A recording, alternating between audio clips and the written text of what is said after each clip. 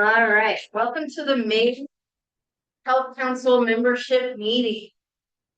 This one today, we don't have any speakers, so what we're gonna do is just updates. It's a smaller meeting, it looks like today. So we'll do our fast round robin, and then we'll open it up to questions, and then if you have a little more information, then we could go that way, but we wanna make sure that everybody has an opportunity to speak. If you are online, please make sure to sign in to the chat box so that Jennifer can get your name for the drawing. Oh, and we can mark that you were here. The other thing is that we are also updating our Health Council membership. On the agenda, you will see either the website link or the QR code. It's only 10 quick questions this time. If you get married and change your last name, you change your email, go to a new company, you can actually now go in and update your own information. Because in the past you couldn't, now you can, which will save a lot of problems.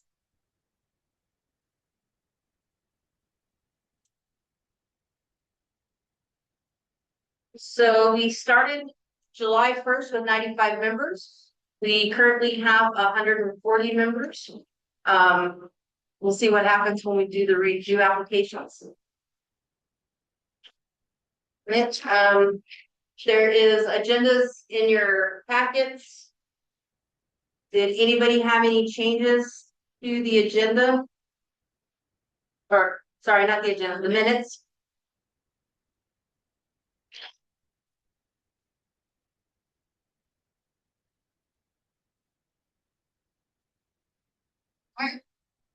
Being none, we're moving on.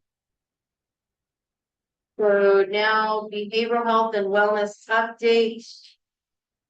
Elizabeth isn't here. Dan, did you want to do a behavioral health update or do you want me to do it?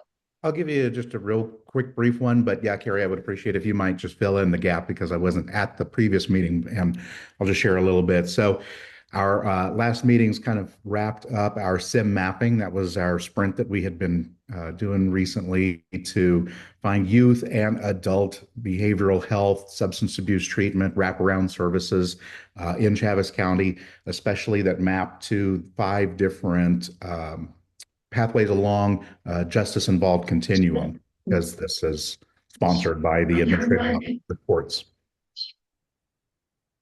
Um, anyway, so that led us up to the behavioral health. I'm sorry, if you need. Okay, talk again, Dan. Oh, no, I thought somebody was asking me a question, so I just couldn't hear it. Okay.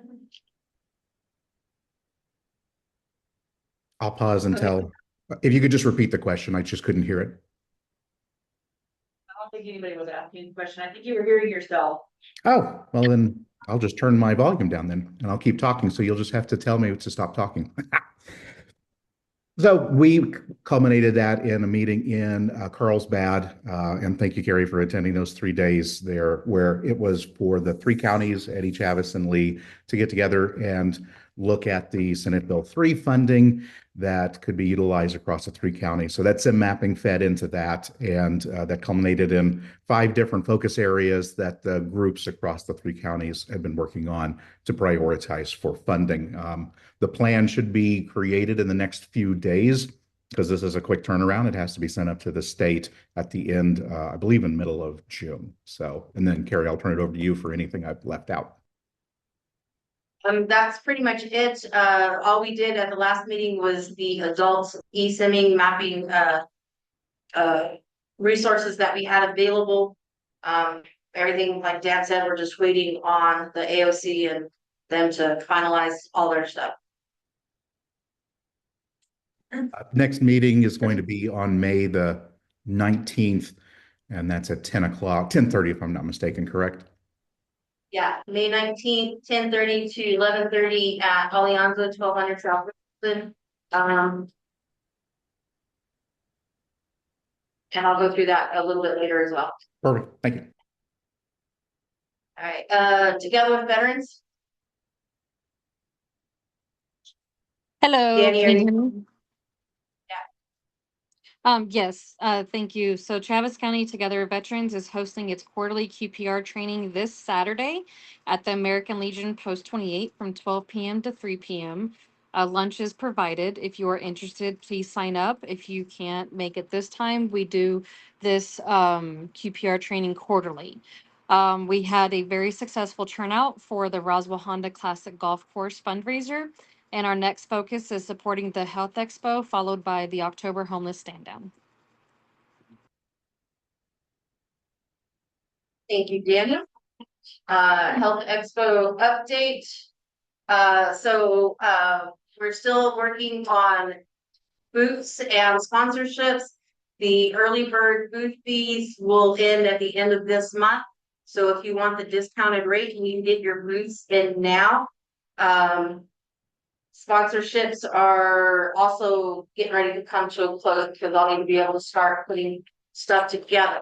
So, school district is partnering with us, which means that it's going to be a much bigger event. And space is going to fill up just because it will. So make sure to get those. And now our next expo meeting is June 23rd, June 22nd at noon. And everybody will get an email reminding you that we have packets here in person. If you're here in person, there's Health Expo packet over there, and that's for sponsors and booth clickers. All right. So with that, we are going to let the organization, you guys are going to give us an update on what it is you've been doing or where we're going within, the next month, year, what we have to look forward to. So for reporting purposes, please state your name and which agency you work with. And then we'll give you 3 minutes. At this time, I'm not going to allow any questions on the organization. So if you have questions, write them down.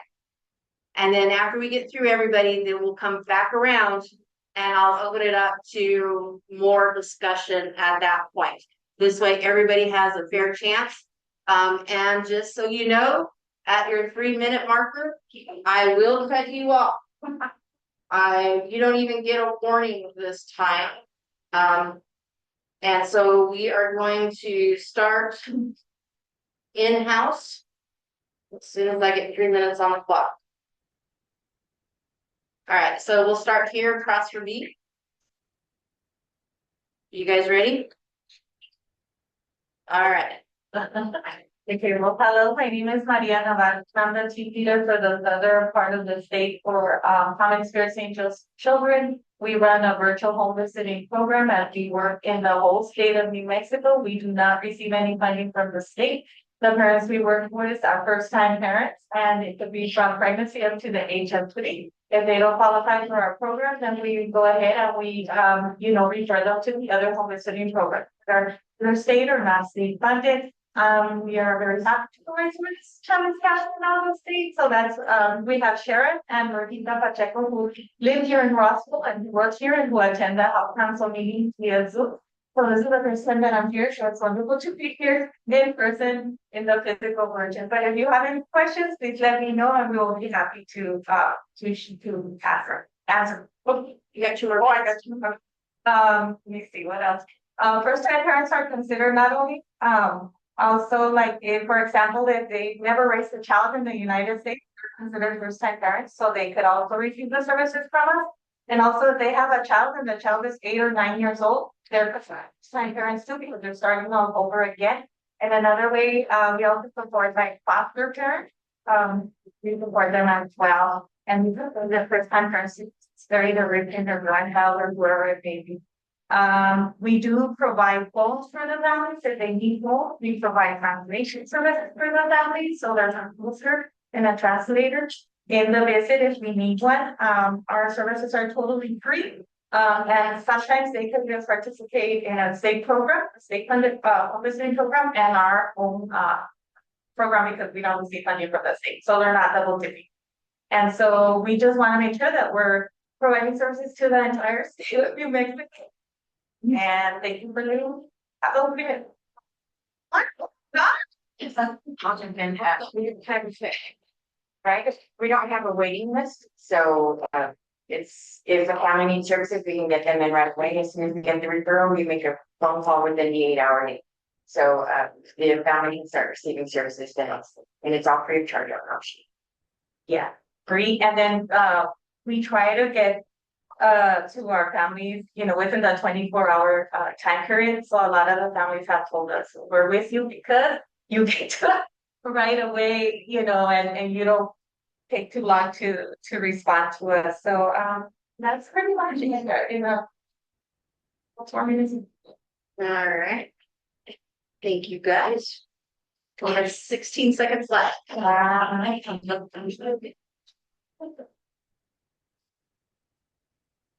Yeah. There are a lot of songs. All right, ready? Sure. 3 minutes. I don't know that I have 3 minutes, but hello, my name is Mara Shainfeld. I'm the regional director for Thomas County with Lifehouse Carlsbad or Lifehouse Roswell, if that helps, because we're in other places besides Carlsbad now. We're also in Taos doing outpatient and detox. Started in Carlsbad many years ago doing sober living. Our executive director is Phil Houston. We have now from a sober living to detox residential to CCBHC. And some of you are familiar or not, CCBHC is a certified community behavioral health clinic. Their demonstration year, I think, was 2023 in Carlsbad. In Roswell, we are coming up on the demonstration year. They were year 1, we're now year 3. So we have begun. We are now in a location that is by the Air Center, Roswell Air Center. It's 9 East Challenger Street.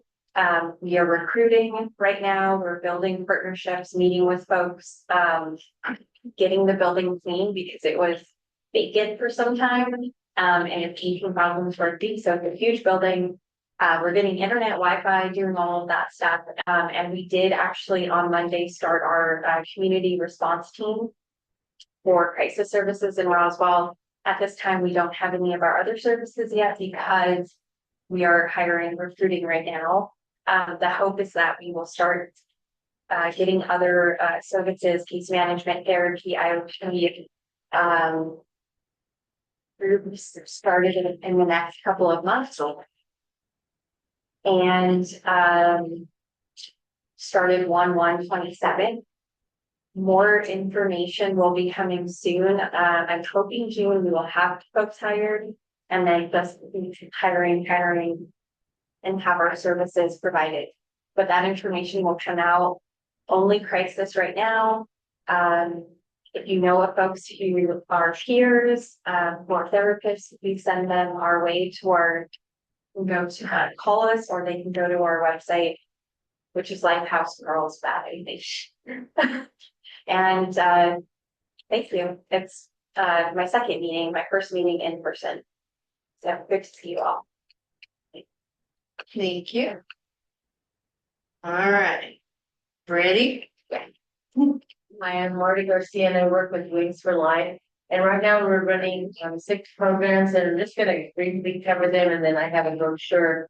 Our largest program is the elementary program. It's a leadership program and we're at all 12 RISD schools and All Saints. And mainly what we're trying to do is get kids to be a positive leader, learn respect, empathy, stay away from peer pressure. We're just trying to get them ready for life in general, things that aren't being taught anywhere as much, and that should be maybe taught at home. But anyway, and that's what we're doing. We run about 210 kids a week through with the elementary program.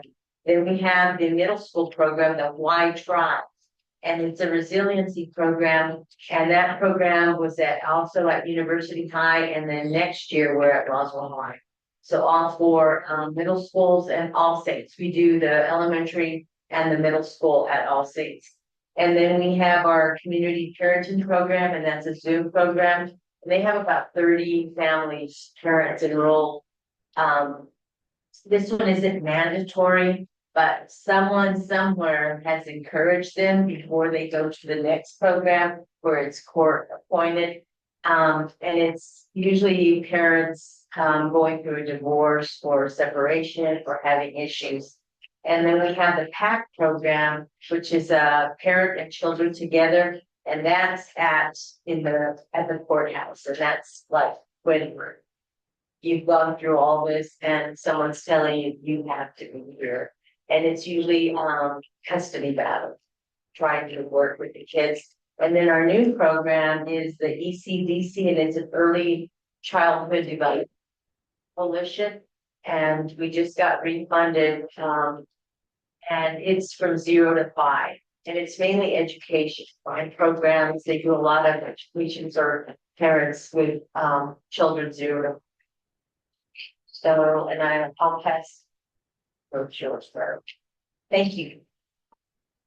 Thank you. You guys are good at like 2.5 minutes there. All right, ladies. Okay, I'm Becky Joyce and I work with Help the Kids of Chaves County. And we're an initiative of the Department of Health.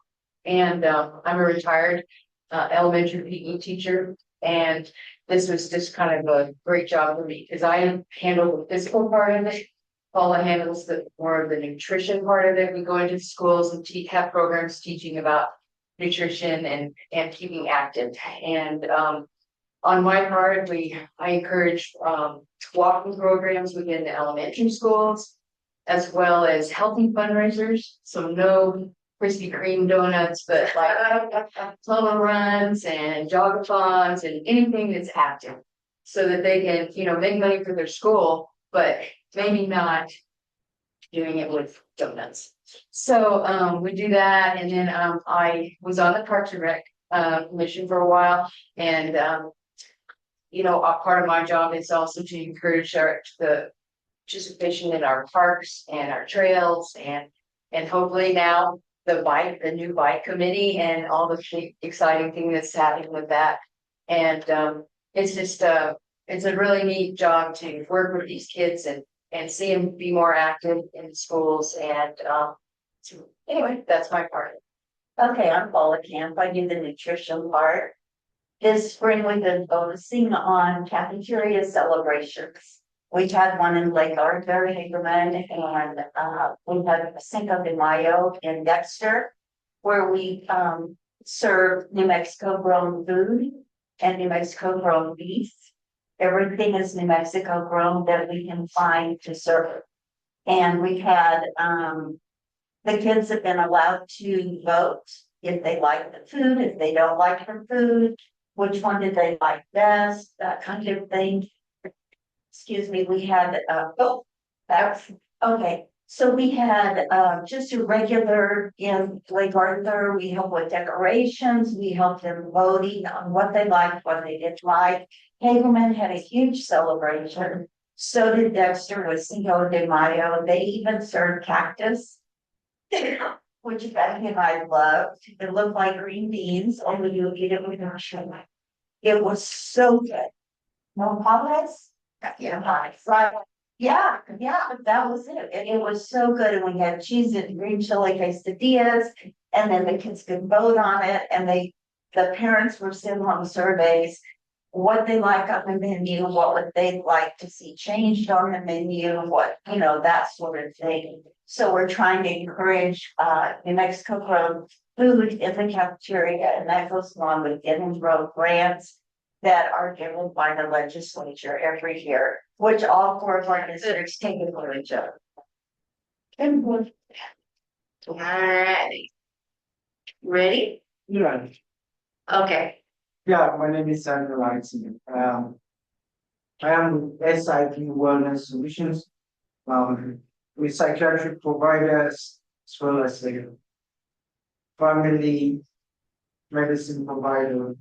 Um, this is my first meeting. I'm just trying to get myself known to the community. I do purely, on my psychiatric part, I do mostly telehealth. So some people have difficulty transporting from one place to another. So in telehealth medicine, it's much easier. So I wanted to create some partnerships and talk to people.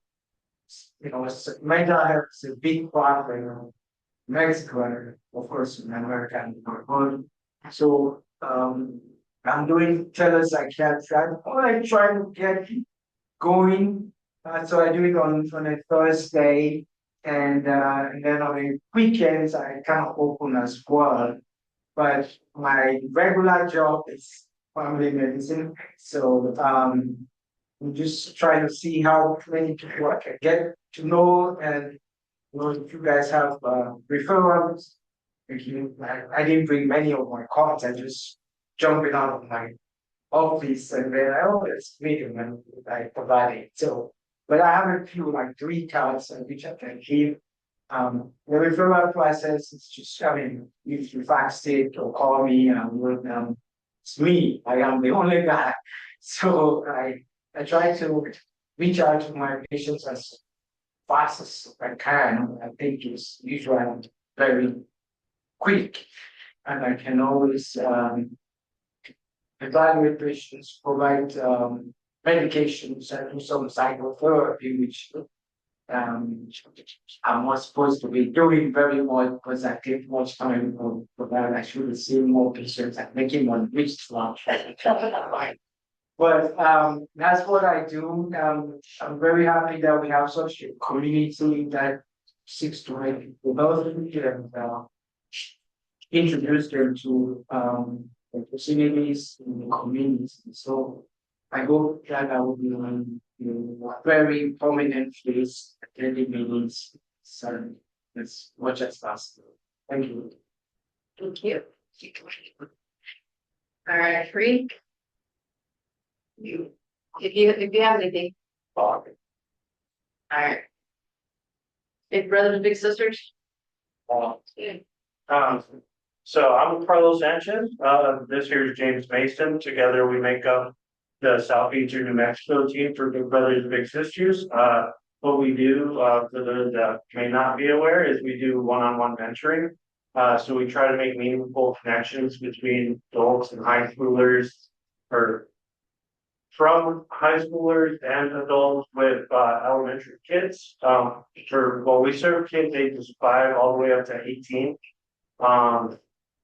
So yeah, just they could have another positive, role model, positive adult role model in their life that they may not have, or maybe they just need an extra positive influence in their life.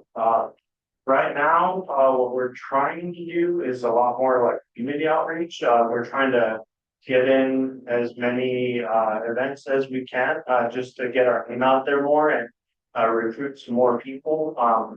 So if any of you guys have events going on that you'd like to have us be a part of, that's what we're looking for.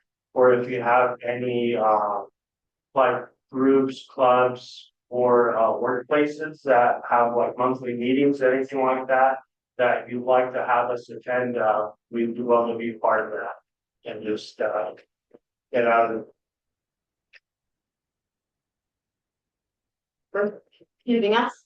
That's all.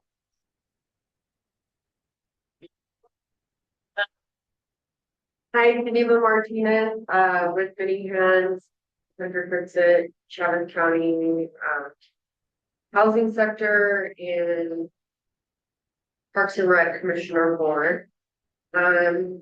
We have a Narcan Train the Trainer coming up May 21st. I believe we have 12 people already signed up for that. That will be held at Candlewood Suites. So if you are interested in becoming a trainer to teach other people the use of Narcan, please get with Carrie so that you can get signed up for that. It's usually about an hour. We'll take a test afterwards and then also become a trainer. We have, update on our rehab to rental program, which, was a pilot project that was done in Travis County. That got funded through, New Mexico Housing as an initiative program and innovation project. And then DFA, also came back and funded us. We will have a total from the 4 houses that were started as a pilot project, the end of June 30th. Our goal is on track to have 27 homes that we have rehabilitated in southeastern Mexico. So I'm really excited for that. These are houses that were once boarded up, in neighborhoods that were, not that were deteriorating. So we're creating neighborhood stabilization while also creating affordable housing. The funding for next year has not been appropriated in any way, so if anybody, up top, please let them know that this is the quickest way to affordable housing for rural communities that we've been able to see. I will be attending a housing summit for 100% Mexico tomorrow and Friday. I will be discussing starting a rural housing alliance. That is something that we talking through other 100% counties. Feel like we don't have a lot of representation when it comes to housing in Mexico when they look at funding and getting those monies appropriated correctly and projects, and how we can have a louder voice at the state.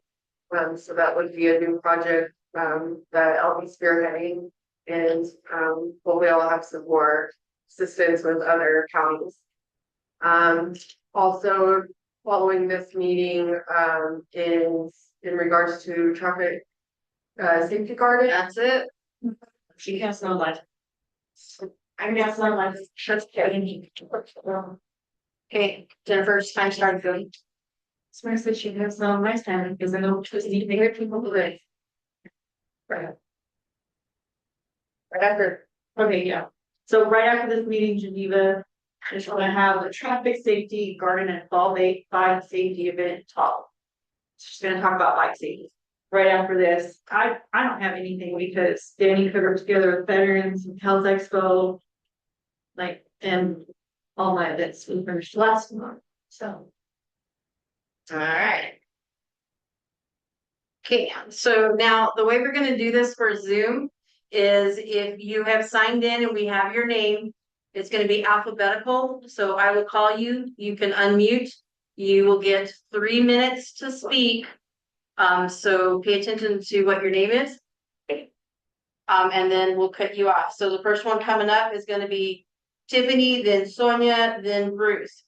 So Tiffany.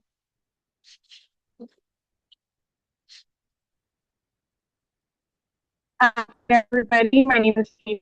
I am a community engagement specialist for New Mexico Department of Health. I am the contractor for the New Mexico Department of Health, but I serve all state in Travis County. Thank you.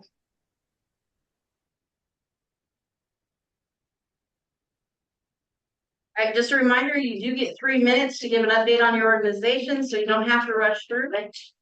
Next one up is Sonia. After Sonia is Bruce. Sonia.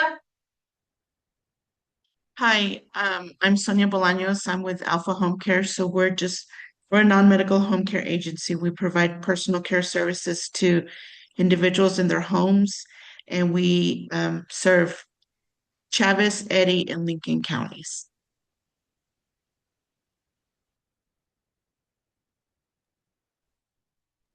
And I'm done.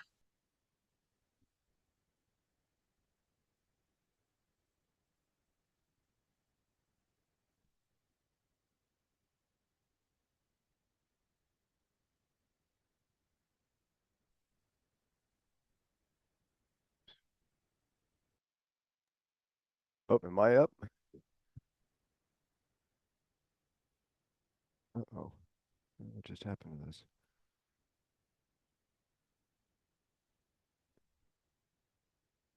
Hmm.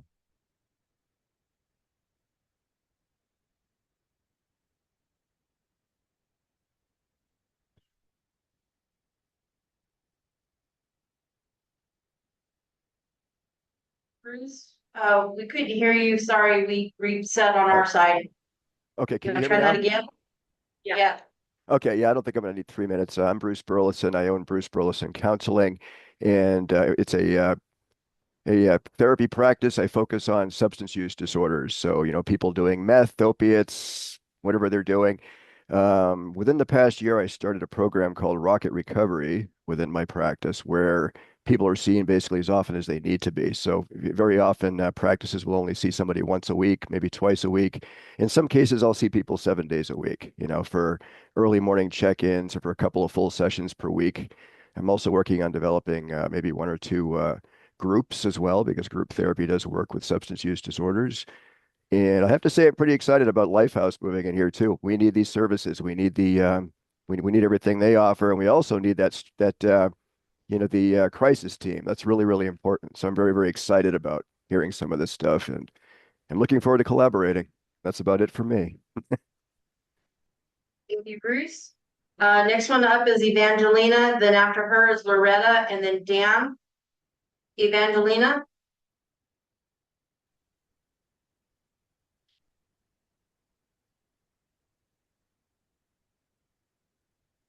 Are you there, Evangelina?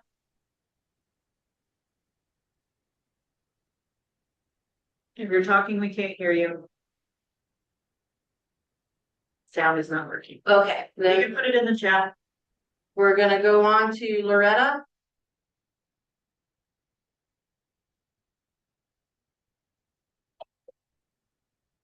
Loretta, do you have a 3-minute update for us? You are muted if you're trying to talk.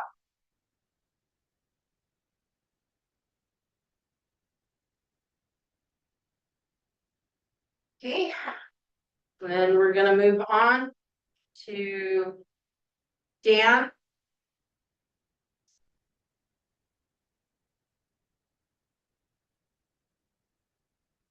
I'm back on, Carrie, if you give me a chance after Dan. Go ahead, Loretta, you got 3 minutes. All righty. Hi, everybody. Loretta Huerta, Road to Recovery. We're a family organization. We lost our brother. We've been proud members of the council now, going on 5 years. We're excited about the direction we're going. Our last race was a big success. Thank you to all of you who helped. We're thinking of a little bit of a change, moving to March instead of January, and still working with the schools to get in on that. But our money and what we want to work with is all of you with your exciting programs.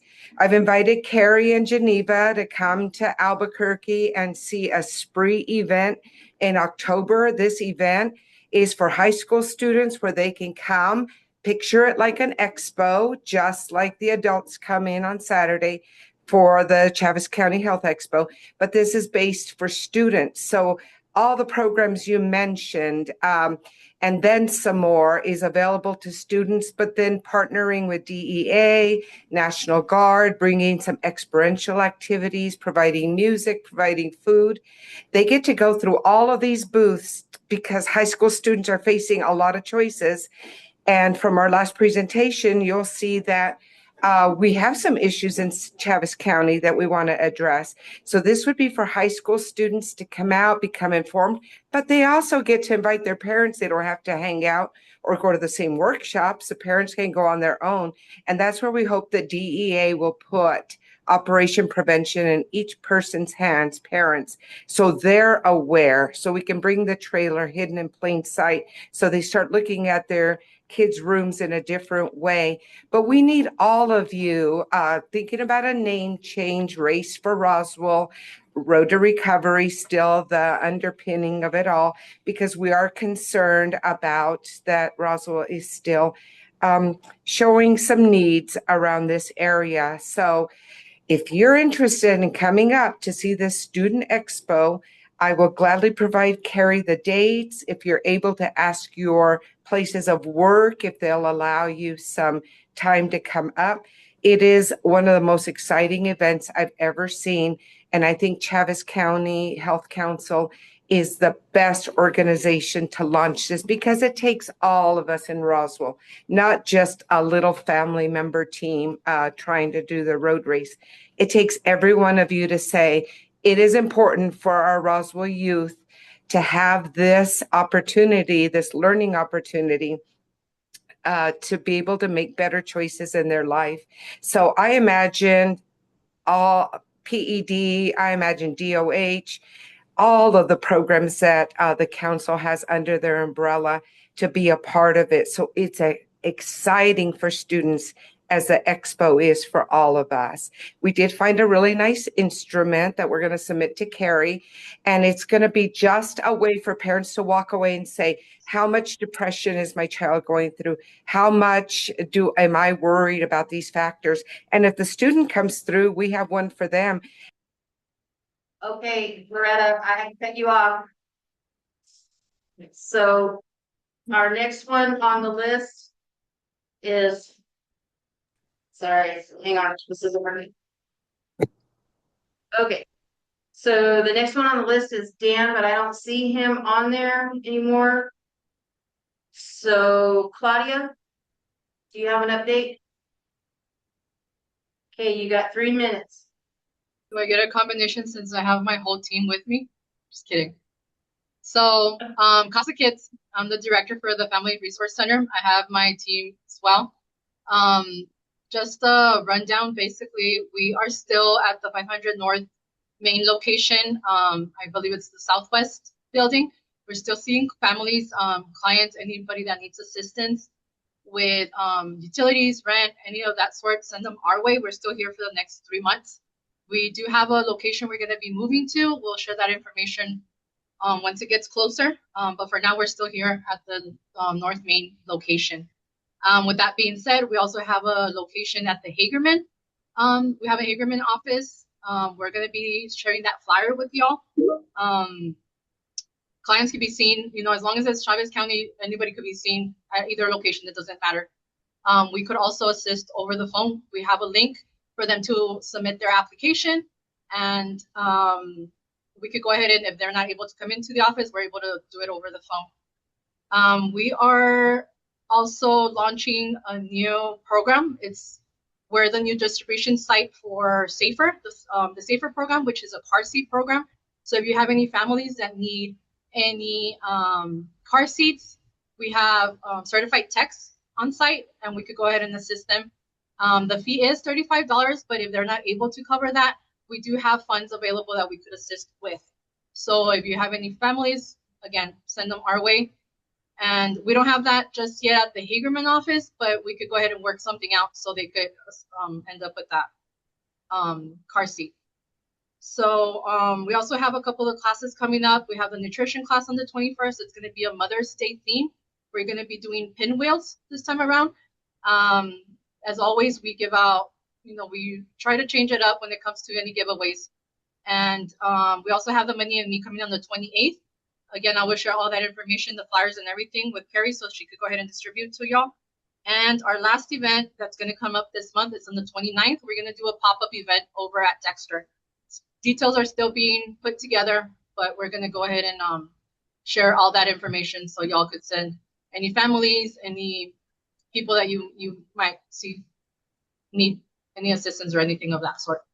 I don't know if my team has anything that I missed. We're good? Okay, that's it for us. Thank you. All right. I'm still going through your team, so if you guys have anything else you want to jump in on, Yesenia?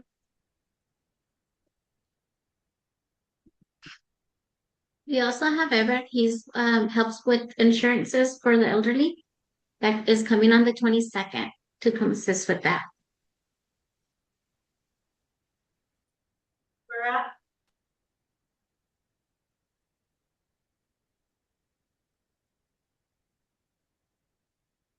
Yesenia, do you know where at? Here at the FRC. He's gonna be coming in on the at the FRC at the 500 North Main. Thank you. Cassius? Hi, good afternoon, everybody. My name is Cassius Loya with the New Mexico Division of Vocational Rehabilitation.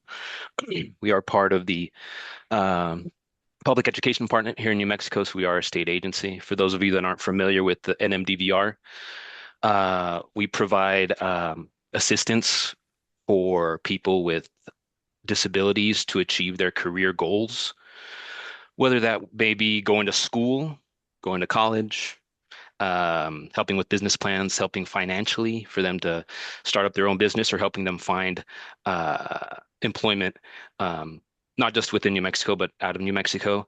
Currently, we have over 100 people in New Mexico, 100 clients that we're paying for their higher education, their college. We have over a dozen of our clients also in doctorate and PhD programs around the state that we're paying for.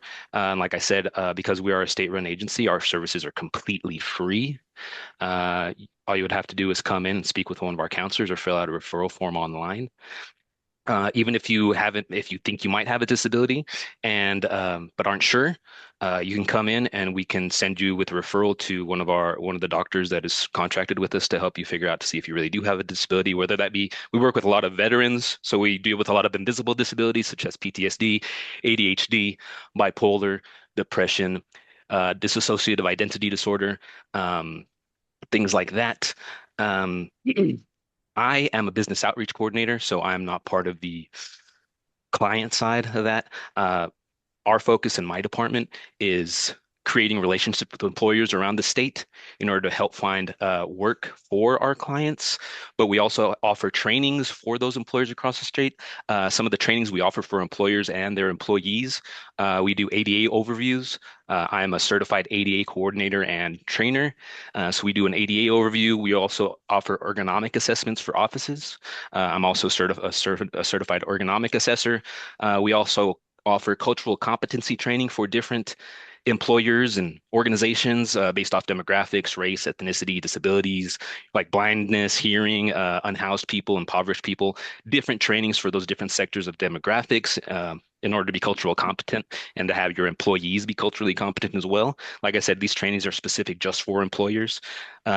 We also training on accommodations. A lot of employers might not be aware of the different accommodations that might be needed for hiring a person with a disability. We do trainings on assistive technology.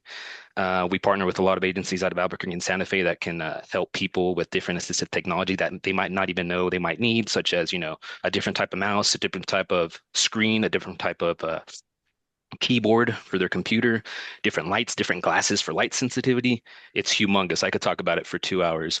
We offer trainings on tax credits for hiring people with disabilities. Like I said, all these trainings are for employers. We offer trainings on unconscious bias. Yeah, that's it. All right, great. Thanks. You let me know. I'm going to put my email in the chat. So y'all let me know if y'all need any help or have any more questions. I'd be more than happy to talk to you.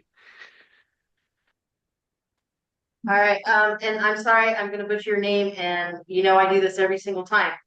Nadia Martinez? What got the kids? They already had our turn. Okay. All right, so that's Carolyn Ortega? Hi there. I'm from Adult Protective Services, and we are a state government agency.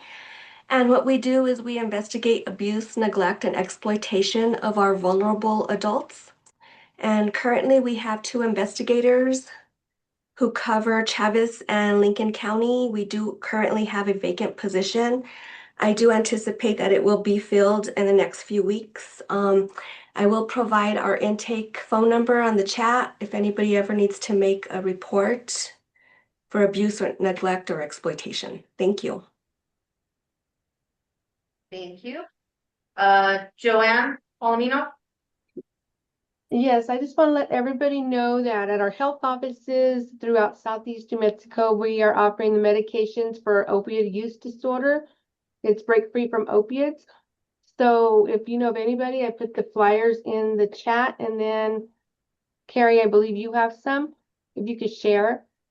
And I want to give a shout out to Becky and Paula from Healthy Kids. They've been in all the schools for 3 weeks. So way to go, Paula and Becky. Thank you. Thank you. Joanne Palomino? All right, Carrie? Thank you. Thank you. All right, Joanne, Joanne, will you put your stuff back in the chat? If you shared anything in the chat for the group, can you put it back in? Because when we restarted, we lost our chat. Yes, I will share it. Thank you. All right, Mariselda?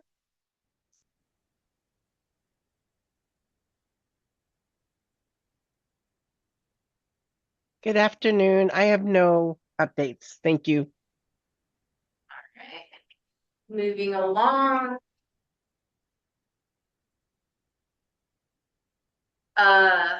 Danny, do you have anything for DVR? You can't do together with veterans. You already done that one.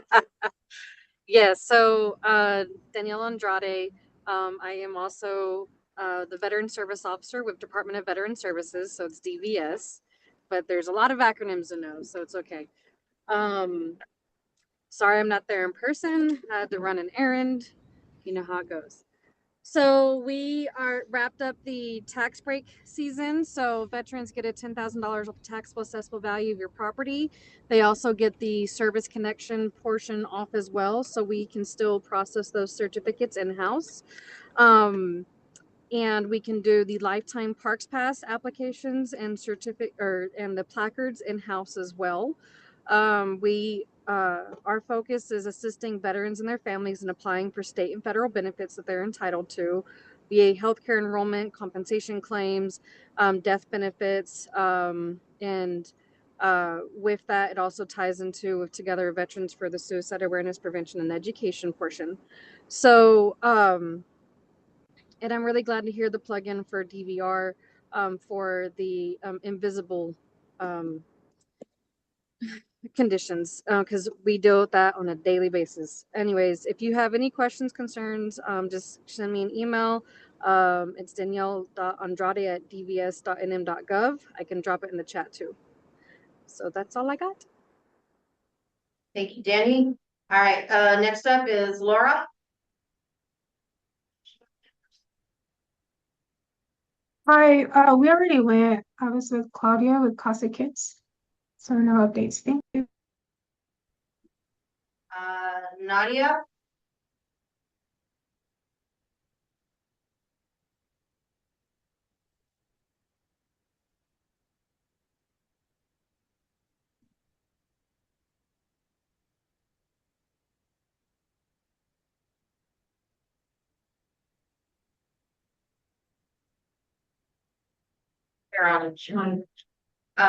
Cecilia. Nadia's also. Is it if it's for Celia Fisher? I'm with New Mexico Department of Health and I am the overdose prevention coordinator. I'm just been working with Joanne on trying to push the MOUD and finding out what our updated list is for Chaves and Lee County to find out who does wraparound services. So if you get a call from me, it's probably because I'm asking those same 8 questions so we can try to figure out our wraparound services and who can do that. We are also pushing that our public health offices are also doing that as well, but we don't want to take away from our physicians or our clinics here in Roswell or in Chaves County. We want to be able to promote you as well. So if you know of anybody else who's doing that work out there, please reach out to us and I will put my email in the chat. Thank you, everyone. Thank you. Gino. Hello, I was a part of the presentation with Claudia. All right. Vanessa.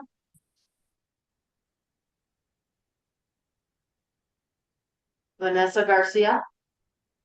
Hi, I'm Vanessa Garcia. I work at the New Mexico Veterans Integration Center. We are located in Albuquerque, but we assist homeless veterans get housed, and we do cover Chaves County. And we also assist veterans that are about to become homeless due to being behind on rent. Yeah, that's a gist.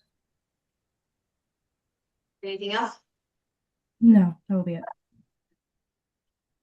All right. Russ Wood. I'm in the same group as Vanessa, so she said just about everything that needs to be said, other than you could get a hold of us through our phone, which is 505-296-0800, or our website, nmvic.org. Okay, thank you. Did I miss anybody else on Zoom?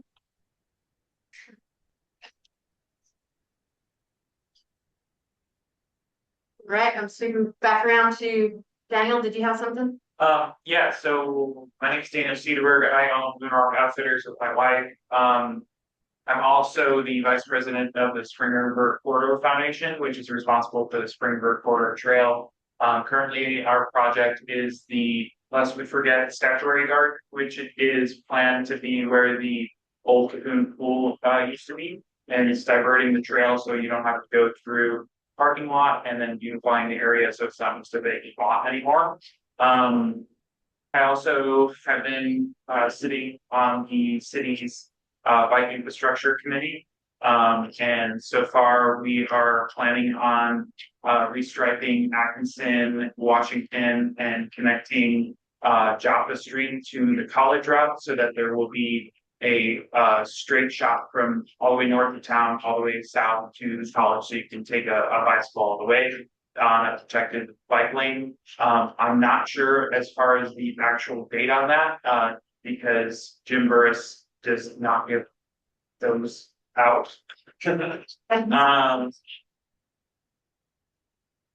Yeah, also, we are throwing around ideas as far as doing charity rides for the trail. So if anybody's interested in, you talk to me about that, what we could do as far as two organizations working together to create maybe a bike ride, maybe a mountain bike ride race through there, because it is quite interesting as it sits right now, and it could be a pretty cool mountain bike race. So just thoughts. That's it. That's all I got. I'm sure. Sure. She's like, could you? Okay. Hang on, give me a second. Do you want to go ahead and do your update? Well, since you walked in late. Yes. Okay, we missed you. So My apologies. My name is Cecilia Contreras. I'm the Roswell Liberty Council Learning Center president. I'm also the volunteer program manager of the agency.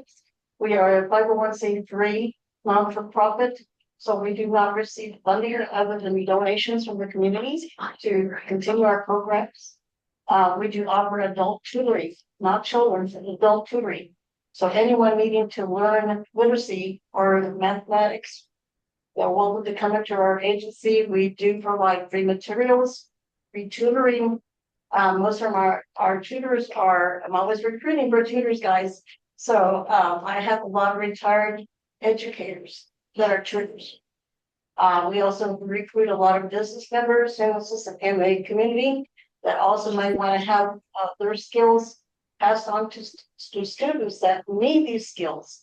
So we welcome those individuals to come to and volunteer for at least an hour or two a week to help these students excel in their lives.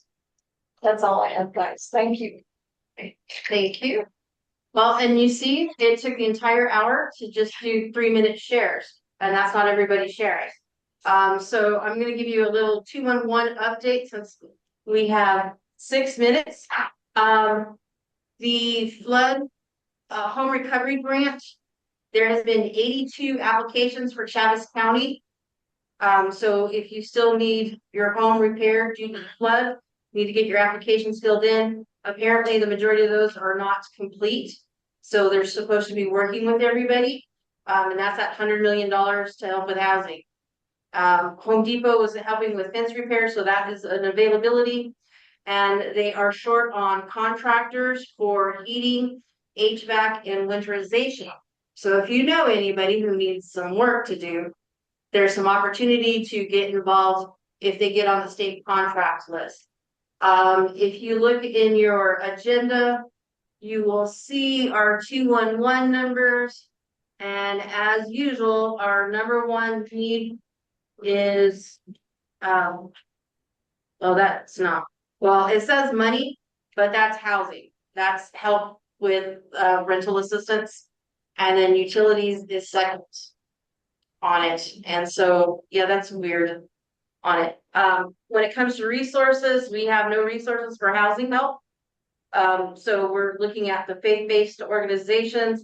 I don't know how much they're able to help with. I know our numbers high when it comes to housing. So hopefully we can get some of that. The warming center is now closed. They did 82 days. They had 2,084 beds filled from January 23rd through April 15th.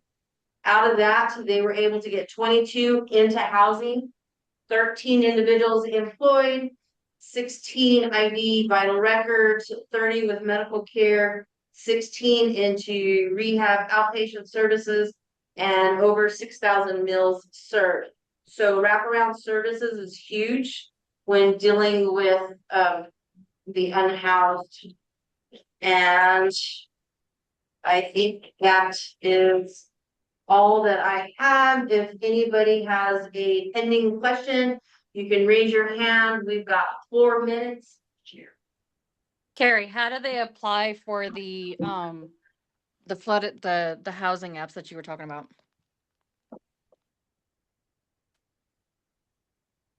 It's a long website. You can go to ChavezCountyCoalition.com. There's a link there. You can call 211 and we can get you that information as well.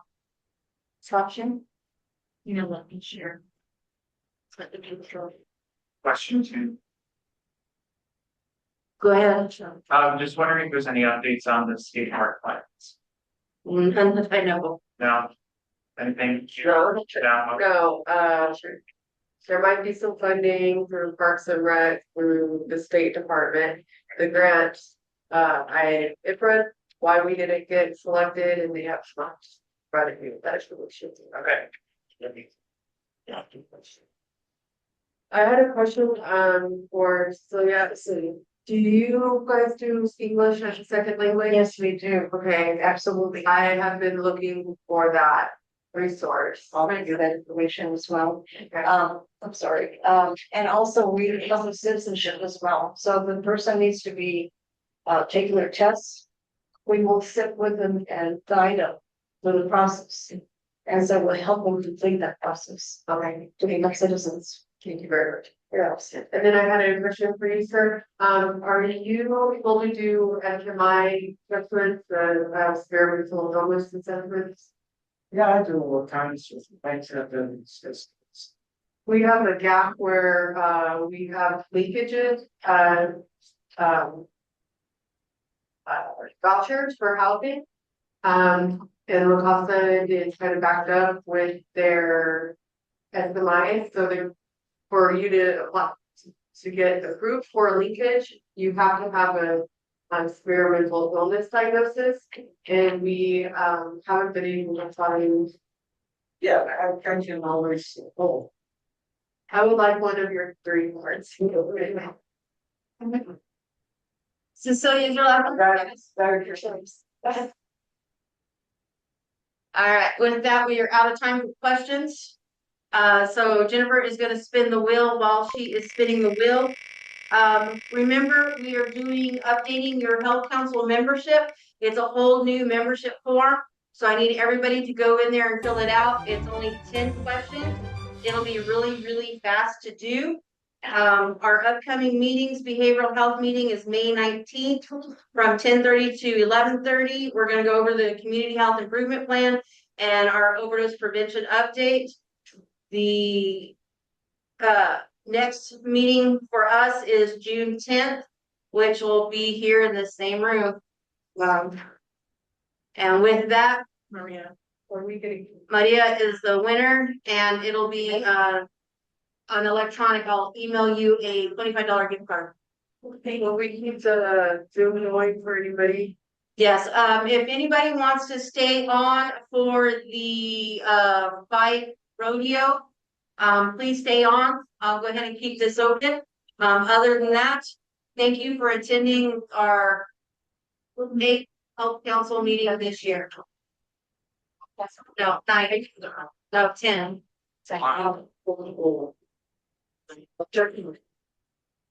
We keep on.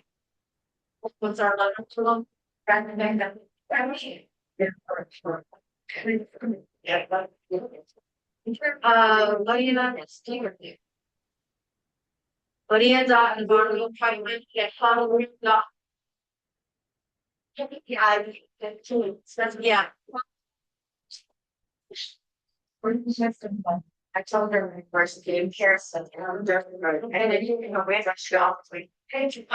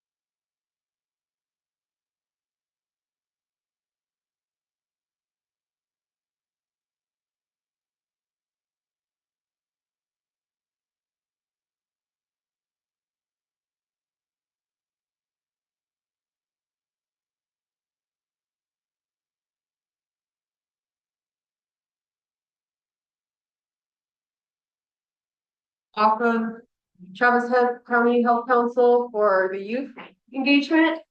Also, I serve on the Parks and Rec Commissioner Board. And like Daniel had said, we have a subcommittee of that board for the bike lanes that we're working on through the city.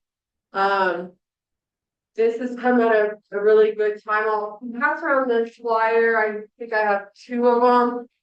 This came through Department of Transportation. This is a safety. I only have two flyers, so if you don't mind passing it around so everyone can see it. It's Talking zero referring to like your Carter's mission, should that trying to say? I believe so. And then their traffic safety garden. We were talking about different locations around town with Jim Burris and Tom Jennings. And the spot that was decided on will be right there by the Missing in Action Park. So Cielo Grande. Oh no, not Cielo Grande. The DeBrenham parking lot. Right across, there's a basketball court where it has the Iron Cross. So that little area, the parking lot, does have some damage from the flood. I did talk to Jim. He said that they could go in there and clean it up. And that with this initiative, what they are wanting is they will supply the material, educational stuff, and how to put it down. And Jim has said the Parks and Rec guys and road guys will be able to assist to do that. So that way we don't have to, yeah, so we don't have, part of this was us finding volunteers to lay this safety garden down, which can be scary. I just always have a fear. I am left-handed. I do not color in the lines. Do not leave that up to me to do. So Jim did say that Parks and Rec will be on top of that. Now they want to have this done and spent and finished by June 30th. We can do that.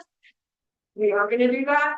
But we're talking about this event of the bike rodeo to happen October 3rd, we're thinking, as a fall. Kids will already be back in school. It's kicking off busy month of October. October does get kind of busy also.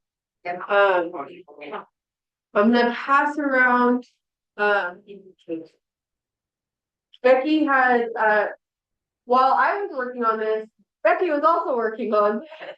And so we decided this would be great if we collaborate together and we try to get as many agencies that we know that are youth focused and health focused and youth focused to come together to try to pull this off.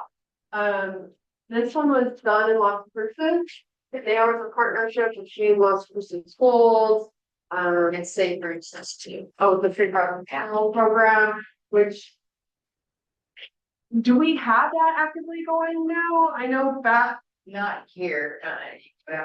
We used to have it 20 years ago. Yeah. I think if we get the size of our ocean, right, more of a chance for that to happen. But currently it's like, especially if we're gonna think about like Washington and Atkinson, right. A lot of our schools fly in that route.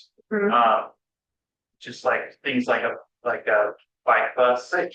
You know, really are kind of like a little scary for some people. But if we just have something that, you know, I'll just stay in this lane, be a little bit comfortable going to school that way, or at least the parents would be a little bit comfortable letting their kids go to school that way.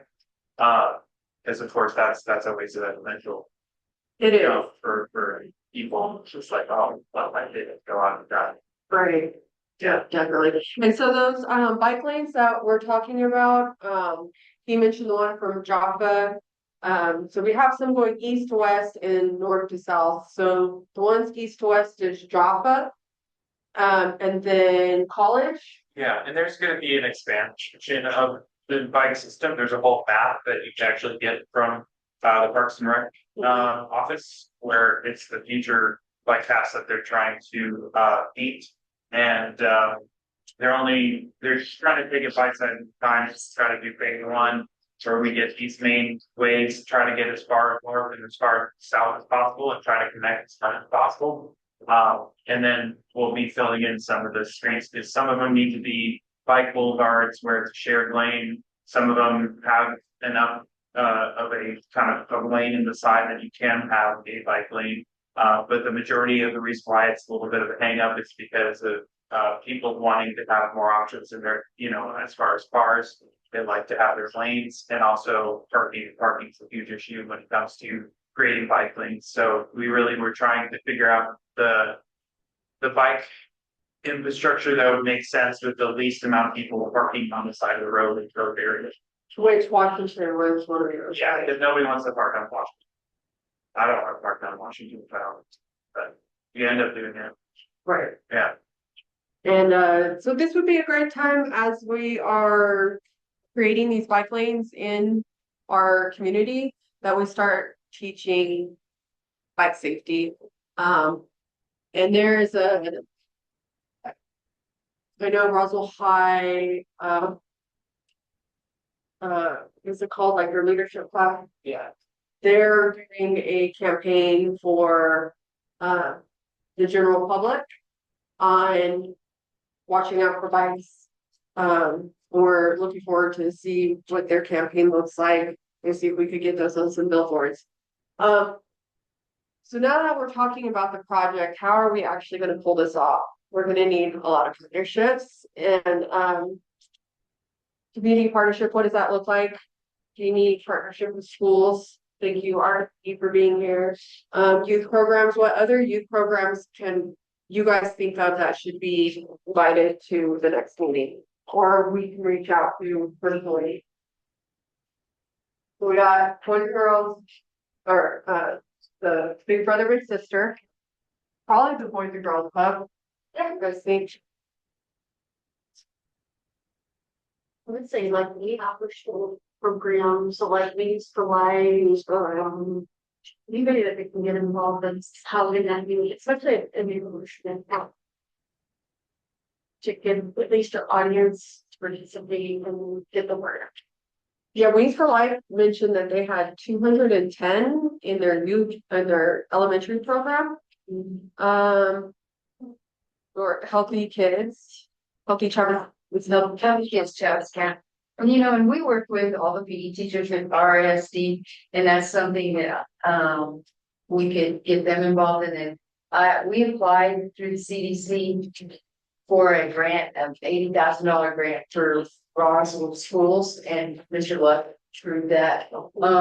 And the PED said it was a non-competitive grant as far as, nobody had applied for it. So there's a very good chance we're going to get that. Which it includes some safety, bike safety, some strider bikes for smaller children to learn, some bikes for middle school and high school kids to learn on. It's like, and then so we are going to partner with some elementary school PE teachers that are kind of like said, well, I wouldn't mind doing that. And then it comes with 2 trailers so they can move the bikes from school to school. The school district's already said that they have a place that they can store those. So if that all, but we know how sometimes grants, even if you get it, you don't get it right away. But hopefully, if we got it before the fall, that might be something that's already starting to be in effect for bike interest for the kids. That would be great. It would be learning. I would mention as well that the National Guard is teaming up with the state with the I think it's called the Governor's Challenge. Yep, and so they've already purchased 30 specialized bikes, and they already have trailers. Cool. They're programming to run kind of like during the summer, but then it's going to end afterwards as far as the bike section, as far as I know, because they're employing me as one of their coaches. And as well as just like teaching people how to fix flats, how to do all that stuff, which I'm more than welcome. I'd be willing to donate my time, something like that. But so I would reach out to the National Guard locally, and I think it's what's the program down south? Youth Challenge. I think they're associated with. Yeah, it's around Eastern, and they're middle school age kids. So The bikes would probably fit middle school age kids, but just not like the tiny kids. Right. Yeah. But I also, I purchased, I'm a Strider dealer. I can purchase bikes for y'all and I can give you tax exemption. Because you guys are wholesale, I just need to, fill it that. Yeah. That'd be great. So, and I sit on the Governor's Challenge board Okay. meeting.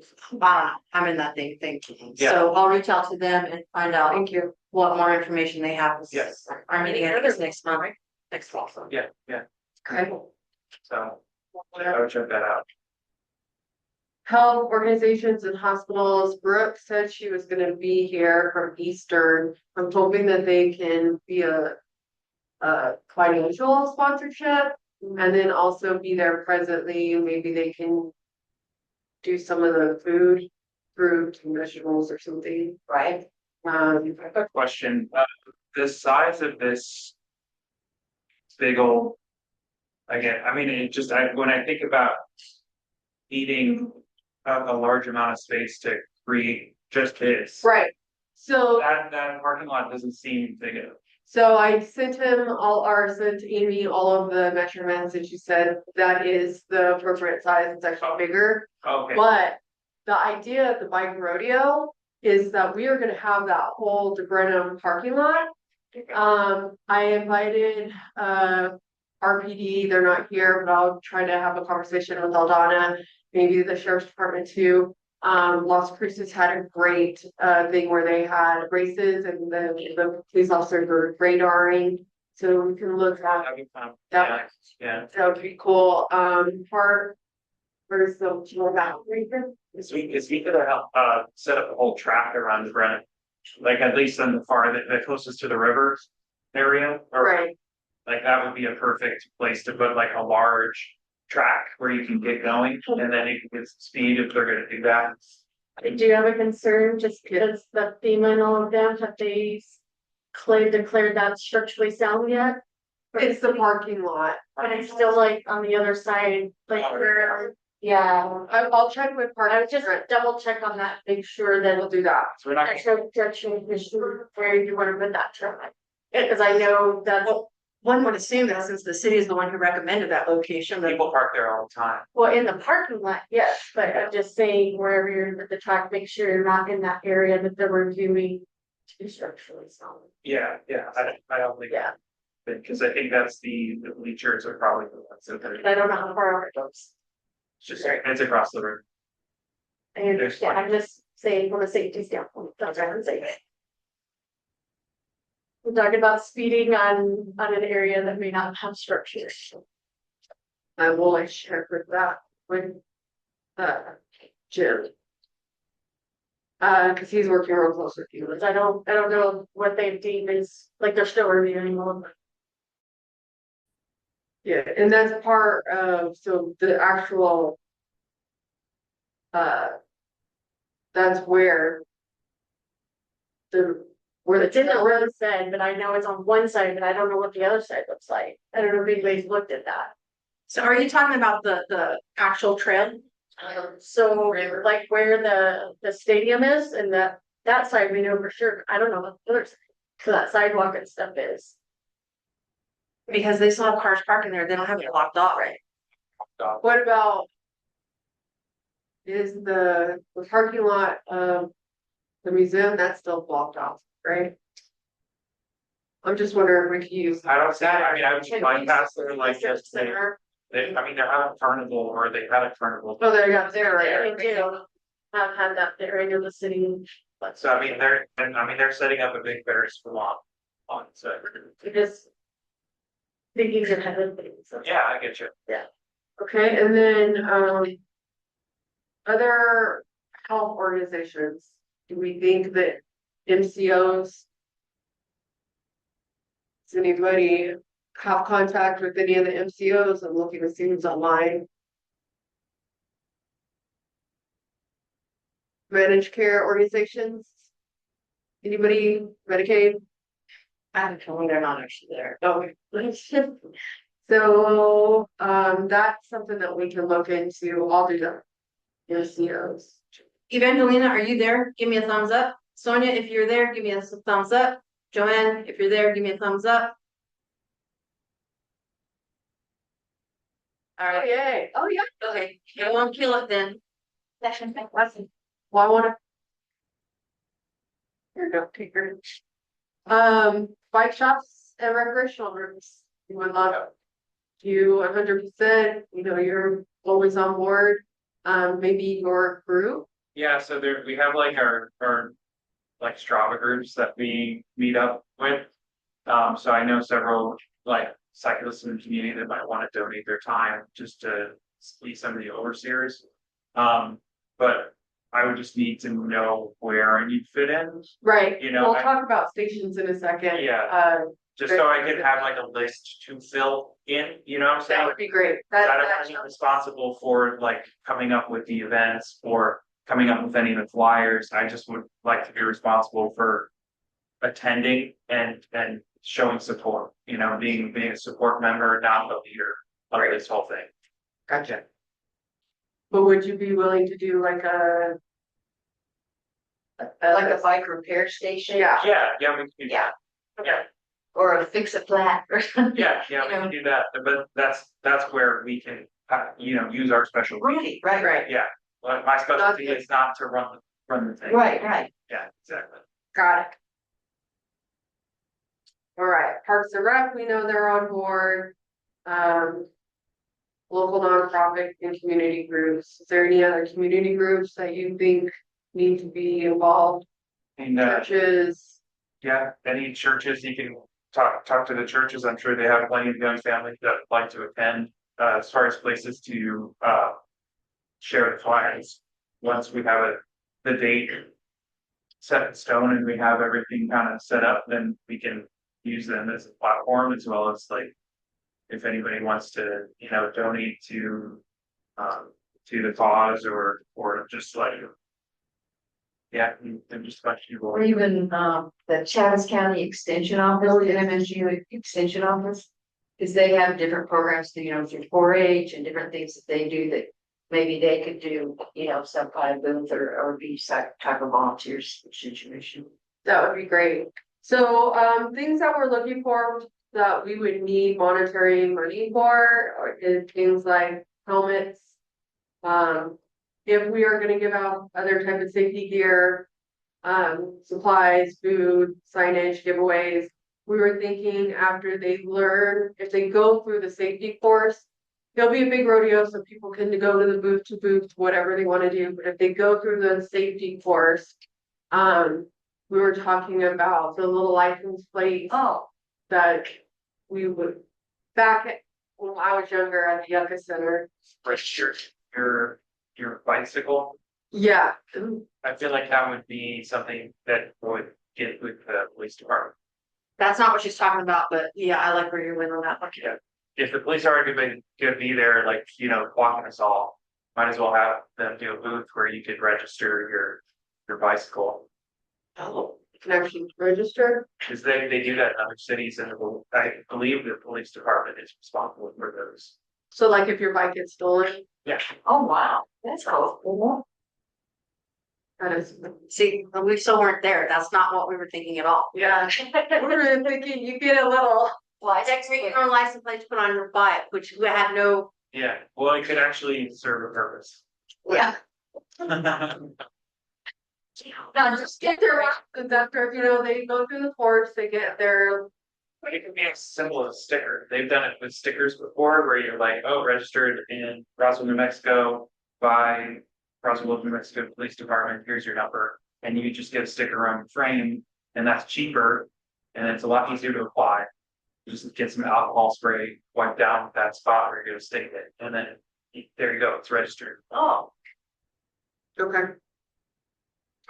So that would need to be discussed with all the. Yeah. I think that would really be a good idea. There's a lot of the times, it's the reason why people get away with stealing bikes. It's because they're not registered. Most of the time they don't write down the serial number. And so when it gets stolen, you can't prove it because you don't have the serial number. So even if you confront the person that stole your bike, you can't prove it. So you actually have to have a receipt of your bike, make and model, maybe the serial number, and then that will help a lot. But if you could just go to the, city and be like, I'd like to register my bike, it's a free service, like you could really help with bike theft during the city. Thank you. In my head, I'm picturing just a flat out QR code. Because then the thieves don't know what it is, why it's there, they don't think anything about it, doesn't stand out. Yeah. Just something that just ties you to the bike. Yeah.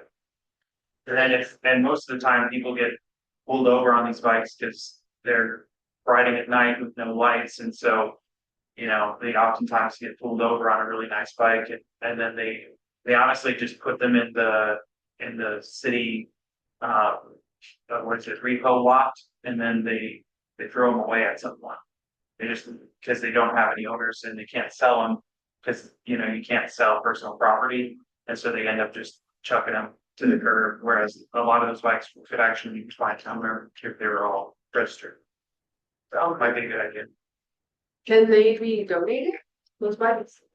That's a good idea. That's another thing I would, for the bike, especially for the bike rodeo, if they're going to throw away all these bikes, if it could be towards a charitable organization where they're not making money off of it, you could end up with a lot of these bikes, and then we could fix them. It just depends on the varying degree of disrepair that they might be in. Right. But the most difficult part about getting a bunch of bikes is then now you're stuck with a bunch of bikes that might not work. So you have to be careful, and you have to be smart about how you run that program. Yeah. If you do run like a recycled bike program, I know they have one up in Albuquerque, but they're like stationed in a large warehouse, so they can't. So we'd have to do something like that in order to have a program that really work in that manner. Okay, so that's a much bigger conversation because I've talked to them about trying to get the bikes and because of the anti-donation. But there's a Yeah, there is, but they weren't very keen on it. right. It's education. So we're gonna have to educate. If They were throwing the anti-donation thing around, and because we're dealing, we can't do like other places like Albuquerque. I mean, we could. Other places do that. It's just they don't want to deal with it.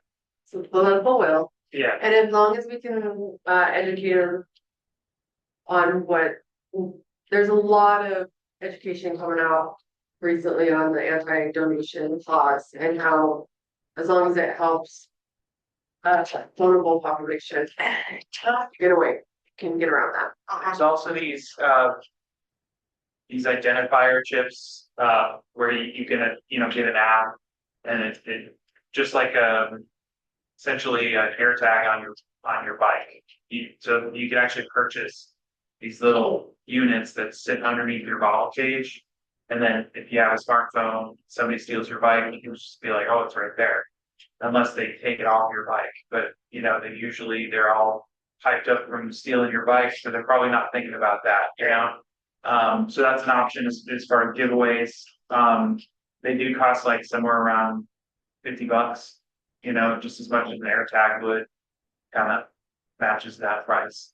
But they're fairly easy to install. So if that's something that another type of giveaway that you'd want to do, somebody, because that's a big problem here is bike theft. If you leave it out in your backyard for overnight, it gets stolen, people jump your fence and all of it. So also just like teaching the public how to not get your bike stolen is a good idea. Like locking your bike up, putting it in a place where people can where it's under a camera. Like if you're going out to eat, you can park your bike outside and sit next to the window. So if you see anybody messing with your bike, you can see it. Also just keeping it inside your house is like you don't have to worry about it getting stolen because you're not leaving it on your front porch. And then I think that's pretty much all I say to people. So yeah.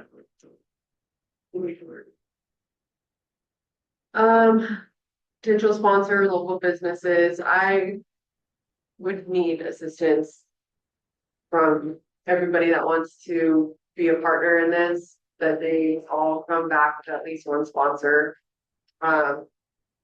that way we can actually have funding. And I know that there's some funding in some of our grants programs, so I don't know if we have any funding through Travis County Health Council that can go for this. I don't know if your program has any money that can go towards purchasing items or even flyer material, So all media. the marketing outreach stuff I can run through us, through the health council, and including making the flyers.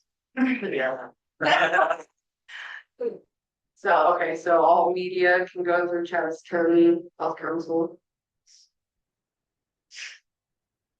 I can talk with Jim to see if there's any funding and that he can help with. It's along the trail, so you think that it could be a part of that, you know? And how much is left of the basketball court? Isn't that completely destroyed? It's still kind of there. We're not doing the basketball. That's staying there, It's staying there. but it's still up. Yeah. Oh, okay. What about the corridor? Do you think that they would sponsor?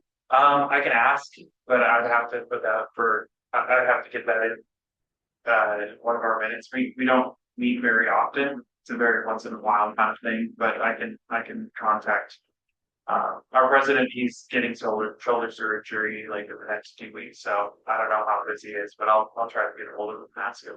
Okay. Yeah. Would it be helpful if someone would? That way you can vote on it? Yeah. That way you can ask for one of our organizations, New Becky Coaches Resident.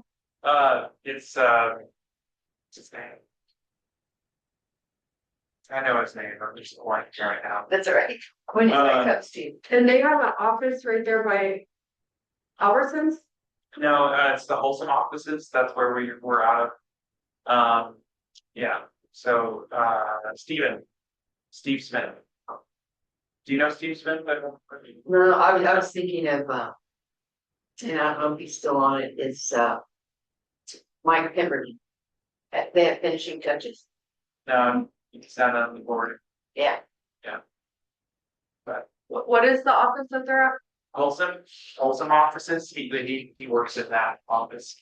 But just give me a moment to contact him. Yeah. You got a call, talk about it, and I can kind of put us on the minutes and get you as somebody that can just sit in and kind of talk about what you're asking money for. And I mean, we can certainly donate.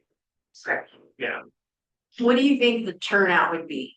Kind of ballpark a number. For this, Yeah, it depends on how much you put it out there. okay, a lot. So what would be the ballpark?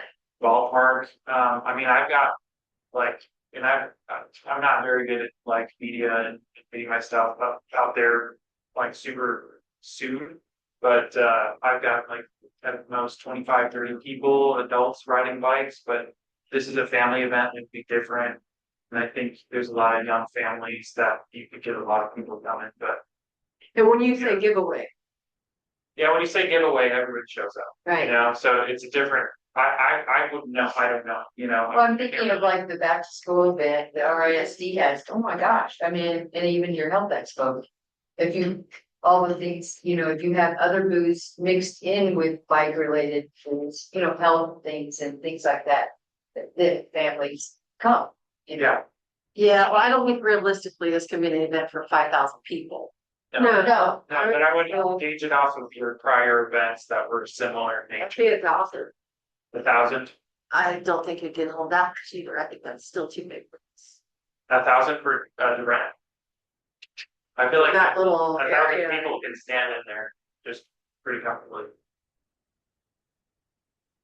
But it's just keeping them occupied. It's the thing. So you need to have a lot of different booths and a lot of different. Which takes space away from where people stand. Yeah. Well, do you think that is what you want to target, or do you want to like target like 500? I would say between 300 and 500, but I'm afraid 1,000 could show up at least. Which Yeah, wouldn't. you did a great job of marketing, I'll say that. Yeah, And if he's right, you say giveaway, he'll show up, so yeah, I would say, and then 500, like per thousand. Well, when I say three, talking kids, I'm not talking, because, Well, I also wanted to do a family rollout at a certain time. yeah, yeah, and then we can roll out from the parking lot down the street because the trails messed up. Great. Well, like how the um what is it, the roll to the stuff Yeah, that's happening all last weekend. right, yeah. And then I think I saw Morindos, they had like 75 kids out Right. there. Right. Well, at Del Norte, we had about 200 kids that walked, from the, Yeah, from the say fire Martin, like, station there, and then East Grand Ways, we had the whole school walk. So just today, so it was like 95, and then, but like, some of they don't use the bikes on East Grand Ways, it's a highway there, the country road, but Del Norte, they all had bikes, we have bikes at Military Heights this morning when, I mean, they Military Street. And then some of them had police escorts, so right, we thought we were gonna have 500 people on the road, we could have. Valley View has a really good turnout with bikes and scooters, and they have the police block off pops so that they can cross to go on. They meet at that parking lot or Blockbuster was or whatever that. so I mean, I really do think like with an event like this with rodeo, I mean, let's think about what rodeos have, right? They have technical events, they have races, they have raffles, and they have kibbles. You know, so I think if we have all those components to do this, we can definitely have something really interesting, you know, and fun for the community. But it needs to extend beyond the stadium. In as far as race, where you can use the Spring River corridor as up and down, and that's the race. You just go all the way to the end of it, and then maybe you can make a loop out of Cielo Can too and come back. But there would be certain portions if we made a loop that we'd have to protect with police and with like, hey, this is going to be an area that like there could be collisions, so we're just going to close down the road here, or just have somebody like stopping people when the race comes through, because really like there's going to be a mass. Yeah, it's like Well, I was gonna say, it depends on how, do you want it like a 5K? I've got it mapped out. I skipped using the bike path going west from the convention center. I've mapped both ways. I think it was mostly overland going west. And we chose to go east, so I didn't have to have. When I thought race, I thought green light, red light. Like just a straight line. That's a technical event, Oh yeah, okay, that's like for the radar. Yeah, we're like, okay, here's like a box. Now everybody needs to track stand in the box. That could be more for like adults that are better at biking, but then all the kids can stand around and like gawk at what they're doing. Because like track standing is really hard because you have to kind of like use your brakes and like stay on your bike, but you're not moving anywhere. And then like if there's other people around you, they can push you down while they're still up, and then like you're the last person. So that's another event that's kind of cool. Yeah. I know, that's awesome. That bike polo too, which is interesting. I don't know anything about bike polo, but it's like there's a lot of bike events you can back, Daniel. All right. That's a much further another event. Well, we're talking about 1,000 people. How are we going to? Well, that's why I think it's 8,000? too many. Yeah. Right, because I think the race against the gun, that can be done there at the Vernon. Yeah. Your rollout, I think, is the biggest piece to it. Yeah. But I don't see that as a race. Well, it's not. Yeah, it doesn't need to be a race, but just a route. Will you also reach out to Las Cruces and let ask us how they did? I have all their numbers right Through here. the yeah, so Cielo, like you exit out of one of the We had 270 kids. back into the middle of town, and that's where you need protection. you know, and some. of the 92 roads bikes are closed, repaired, 100. so that you're not racing through the neighborhood, Fit you know, somebody gets hit, and 100 you know, volunteers. especially if the help counts, just, you know. How many volunteers? Yeah. So. Okay, can you share these? Yeah, Ashley Curry from St. Bridget's School, Las Cruces. They had 272 students show up, 211 parents, 92 bikes were repaired, 141 helmets fit, given out, 101 volunteers. How did they get the helmets? The brain injury. It's on the flyer. Right, yeah, the way, and I talked to Jane Ann, you know, she used to be on that committee, she's not on it anymore, but she said to contact them, but that, I sent them an email. yeah, and they did, They haven't responded, but that doesn't mean that they answer their emails. yeah. I'll get on that. But I'll ask Ashley where they got theirs just in case. Yeah, cause I mean, I would love to give everybody helmets, but they're expensive. Yeah. And then they're getting more. Well, I know back in the day when Geneva was a little girl, that they did donate helmets and stuff. They had like a huge amount of helmets. Yeah. The brain injury committee had or advisory. And it says, and then when the senator, They do that. when it got passed that you had to wear a helmet, they even equipped police officers with helmets in their back of their, Oh, wow. and they would go by parks, skate parks and hand out helmets. As education, not really handing out tickets, Yeah, yeah. but it scare the kids. Yeah, I could give you a ticket, here's a helmet. Yeah. Yeah, Right. I'd rather that happen. So some events like on the booth stations, the bike rodeo course. Helmet fitting, safety checks, I guess. Right, Geneva, traffic rules, sign education, pedestrian safety station, bike repair maintenance, health and wellness booths, youth activity engagement, and community resource tables.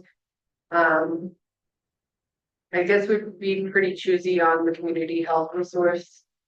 If they're a sponsor, probably they can, like if the hospital is a sponsor, they could also probably be there with their EMTs. Or some of their staff. EMTs and AMs are right. Didn't they just move that into the city of? Not yet. Oh, It's still run by. They're rolling it out like now. Like, cause I've seen a lot of the ambulances going out there, they're rolling it out. instead of other little issue. Oh, really? That quick? I guess they've been talking about it for a while. I think it needs to focus less on the booth pieces and more on The physical. this is about training them to be safe while riding their bikes. It needs to focus on that. Yeah, Don't water your message. So site coordination of permits, I'll need to apply for a permit through the city for a special use permit or not special use, a special event permit. Are we all good with that date, October 3rd? see the reason why I would. How many volunteers does Big Brother do you guys? Currently, you know, about 50? I could probably run 4 clinics at most, as far as bicycle repair. Comfortably 3. Preferably probably like a fix a flat station and a general maintenance one, because you can have somebody just like, here's how to fix flat, and you could have a more in-depth one, and then, okay, here's your derailleur, how do you know, clean and maintain your derailleur as well as make sure your drivetrain's working. Now that's what we can teach. Okay. Fairly comfortably. Can you look at the trail system and see where you think the safest race could be around? Sure. Okay. That's not fair, is it? No, it's not fair. Yeah, we're just thinking of other events that might not be air show week. Yeah, we don't care. I know, looked at those things too. Collecting other things. Daniel, it's like Perry Tolls and some of the old school Roswell, are they part of your group? I mean, are any of them involved? Or do we need to? So a lot of the old time, like roadies is what I call them, got up at 6 o'clock in the morning.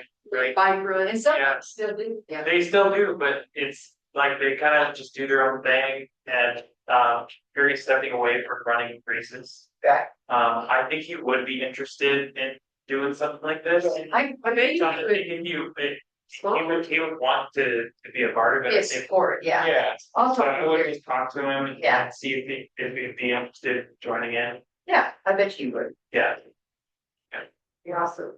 But I have several other suggestions as far as people that might want to have a booth, just be like, hey, here's the Roswell Cycling Club, and like, oh, they have their stickers. He'd probably love to hand out stickers, and maybe he would like have a schedule of community bike rides that he has. That, Right. You know, but this is more of a kids event, right? Yeah. Or is it a? It'll be a family event, but we're focusing on youth education. And the biggest part is getting this thing. That will be That's the made. biggest. That will be made and then we'll do a ribbon cutting on it and. Cause that's for the community. It's gonna be they said permanent, it's about 5 years and we'll be able to stay there. And you thinking just have a bunch of food trucks over on the other side of the Brenham? That could work. Cause like people wanna eat, you know, like especially if they're exercising. Then to bring in a booth fee to help put on the event. Could be, I mean, but then it'll have less. I ain't going there. Yeah, you're not going there if there's a fee. Well, I'm not going there if there's a fee, and a lot of times I wouldn't go there even without a fee. I've done races. They don't eat. So I get my time. This is more, these are little kids that are more PE. These are family staying really. This isn't a running event. Then this is families who don't have money to spend at food trucks. As a food truck owner, I would not touch your event. It would not be profitable for me. Would I do it because of the kindness of my heart and yeah, okay, all right. So, yeah, We'd have to rope them in. yeah. Yeah. You're not gonna get them any other way. Well, you could put it out there. Yeah. And for small time things like cheaper ones like, you know, Agua Melon, you know, having like ice cream and just because it's, you know, Yeah. like smaller items that you can purchase or smaller vendors, drink vendors, stuff like that. Is this what time frame in the day is this gonna happen? Yeah, it's a Saturday, so what time? How do you let me know? Like right here, it says Day event, is it? I would do a morning event and the rollout. This one said 11:30. Okay, so like start out at 7. So like definitely coffee trucks. I mean, coffee's not too expensive. I feel like just to add to or if we can get a few food trucks, I feel like that might be nice. But you know, Okay. yeah, maybe not. I mean, you're Dollars original. We're gonna make it work. We're gonna have the Stellar. The Stellar's different because Stellar's different. And Stellar could easily be one that's there because they're doing job training. Their goal is not to make money. So yes, Stellar should be there. We'll invite. We'll invite. Think positive. I positively know that. So Yeah. they have 110 volunteers. Yeah. How many of your do you think would actually come out? It's very hard for us to get. Our events are very, we don't know until the day of. Yeah, sometimes you get like good amounts and then you get that. Yeah, so. Okay, so other volunteer groups, we'll put you guys down as a group What events were on that flyer? on this flyer. Yeah. Bicycle skill building and safety drills for kids. Bike rodeo by itself. Learn to ride a bike without training wheels. Fix a flat for kid bikes, minor bike repair for kid bikes. Recycle a bicycle, donations accepted. Biker blender. Oh, that's the cross. Stairs. The Blue Cross Blue Shield had that bike that you rode and then it ran a blender and you could make. Oh yeah, it's at the bottom end. Oh, I think it's right here. For the Yeah. Sorry, that was a big ass piece of paper. I don't do that. I shrink. bike spot, I don't even know what that means. What? It's the wash your bike. Somebody's there with a bucket washing bikes. I don't know if I wanna do that in October. Cold. No, it's not. No, it's not. But we're, Not October 3rd, it's not. unless it's like a really, Well, a morning event could be cold. I don't know, how do you guys feel about a bike spot?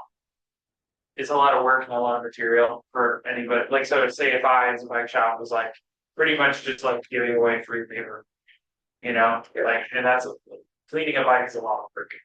It's like detailing. And it's, It could be as simple as if Rick was open to it and you had the bubbles, to use the bubble machines from the Boys and Girls Club and do a bubble bath. yeah, it's hard because I'm thinking about, like, most of the kids' bikes, you could probably do that with if they're rim brakes. But if any of them have like disc brakes and then you get a bunch of soap on your disc brakes, it will usually like contaminate them and cause them to squeak. So there's an art to cleaning a bike just the same way as there's an art to cleaning a car. And if you do it wrong, then you can sometimes kind of mess up your stuff. Well, we have a little bit of positivity. Yeah. But put out the bike phone, I've just spent 8 years cleaning people's bikes. So. there's a bike art station. Yeah. Well, it could be painting the. That could be chalk on the ground. Like you chalk painting contest that's bike themed, so that the person with the coolest chalk art bike themed. We'll do Yes. that on the sideway. Yeah. Okay, we'll keep that one. And then the family bike ride. Yeah, the rollout. How does everyone feel about these on the bottom? Anything to add? We need I think it's plenty, honestly. That's a pack. uh, We'd be having a hard time just filling all the spots with that. right. So Big Brothers, I'm sure you guys know for some volunteer. Who else has volunteer groups? Well, we can go with the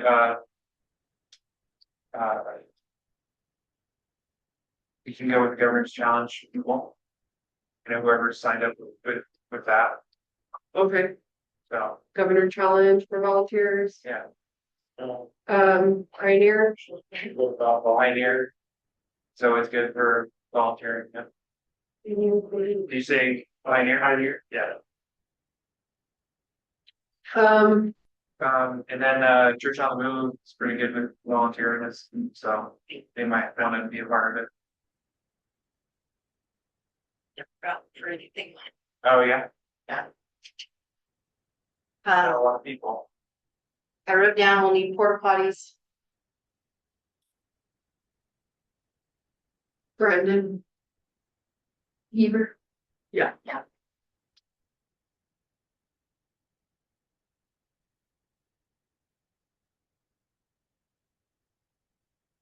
Okay. And we'll either need a water station for drinking or bottled waters. Is there like a place just like water fountain somewhere? It's not working. It's not Last working. time I checked. I'll talk to. Talk to the city about that, at least so that's a option. Is the trail open from right there? From all the water, the damage?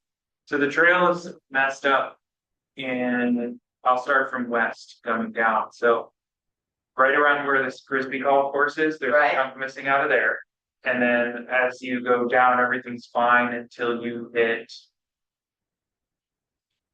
pretty much where it goes under, you know, like when Cahoon Park ends and it goes under. Yeah. That's closed down from then on forward.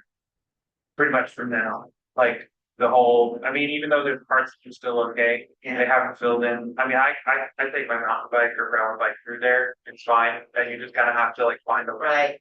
But it's for anybody that's just not super confident on a bike, it's not the best idea. I would like to see FEMA money come in so we can fix our trail. Well, it's supposed to, Jim told me that that's what they were waiting on. Yeah, but we've been waiting, that's the same story that we've been hearing for a year plus, you know? Ever since it happened, so who knows when FEMA money's gonna come in and keep on waiting for FEMA money, nothing's ever gonna come. So, Well, and I unless it actually does come through, but I mean, that'll be the day.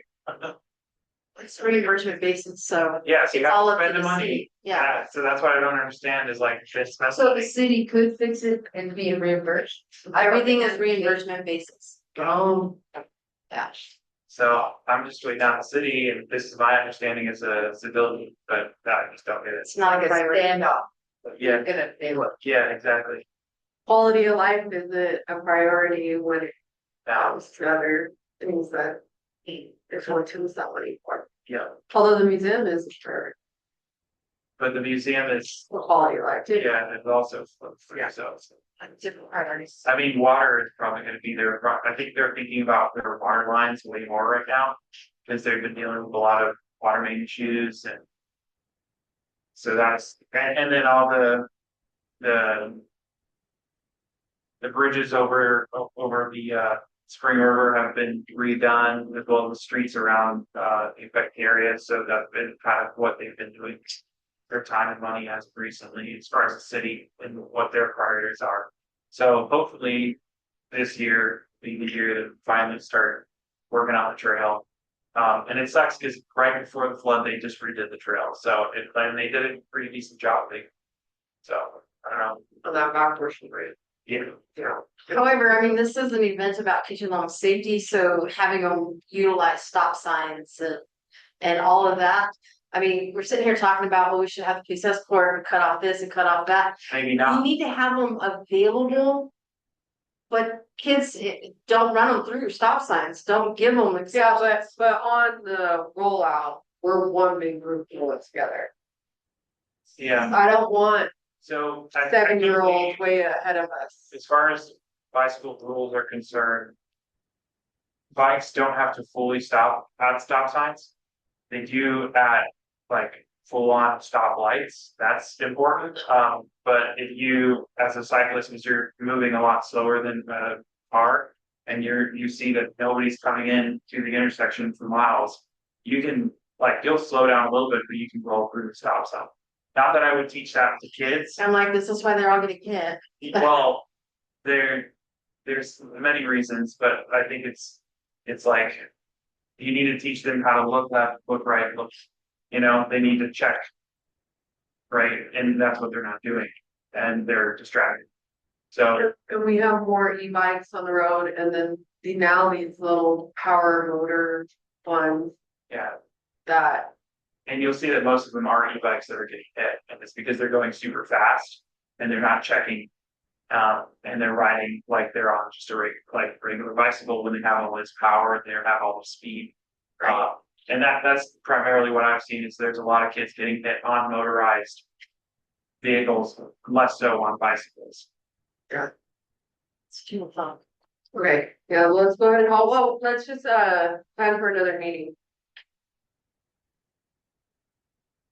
That way we can come back. Where do you see Roswell Independent School District right again? I have no idea, but I'm supporting it. We'll be here and do whatever we can to help.